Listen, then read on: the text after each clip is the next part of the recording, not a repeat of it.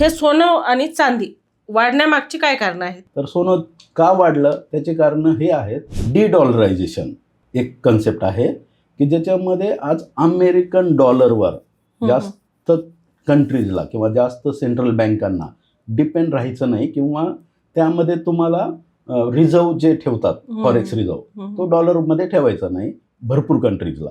त्यामुळे मागच्या 5 वर्षात किंवा 3 वर्षात डॉलरचे रिझर्व प्रत्येक बँकेने कमी केले आणि ते बाय केलं गोल्ड. त्यामुळं रिझर्व बँक्स जेवढं आपली रिझर्व जशी बँक आहे तसे जेवढे सेंट्रल बँक आहेत प्रत्येक कंट्रीच्या, चायनाच्या आहे किंवा अदर, त्यांनी डॉलरपेक्षा जास्त गोल्ड बाय केलं.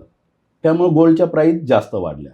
दुसरं काय झालं की जगात अनसर्टेनिटी होते की भरपूर युद्ध चालू होते. इस्रायल होतं, रशिया युक्रेन होतं, आणि याच्यामध्ये काय झालं की रशिया युक्रेन युद्धाच्या वेळेस जे रशियाचे फॉरेक्स रिझर्व होते ते डॉलरमध्ये होते आणि अमेरिकेने ते फ्रीज केले.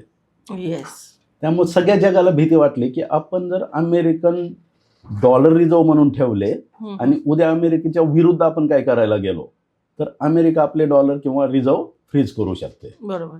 त्यामुळे त्या भीतीपोटी मॅक्झिमम देशांनी डॉलर न ठेवता गोल्डमध्ये बाय केलं.